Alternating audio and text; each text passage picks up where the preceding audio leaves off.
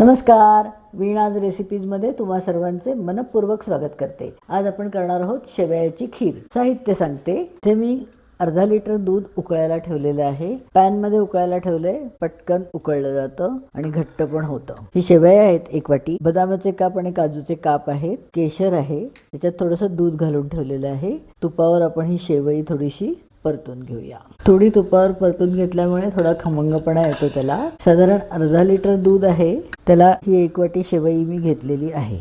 Gas बंद करते। याच्यामध्ये हे आता केशर घालून घेते। या स्टेजला पाऊण वाटी साखर घेतलेली आहे। आपलं दूध पण आटत आलेलं आहे, साखर पण त्याच्यातली विरघळलेली आहे। आता आपण ही सगळी शेवई दुधात घालूया।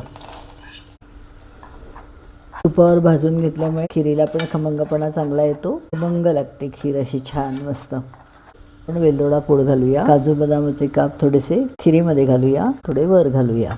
शेवई शिजली की ती दुधामध्ये वर यायला लागते, त्यावेळेस आपण समजायचं आपली शेवई शिजलेली आहे। केशर, बदाम आणि काजूचे काप सगळं एकत्र तो सुरेख सुवास येतोय। शेवयाची खीर तयार झालेली आहे। आता आपण बाउल मध्ये काढून घेऊया। वरती मी हे काजू आणि बदामाचे काप करून घेतलेले ते टाकते। करून बघा, आवडली की नाही सांगा। धन्यवाद।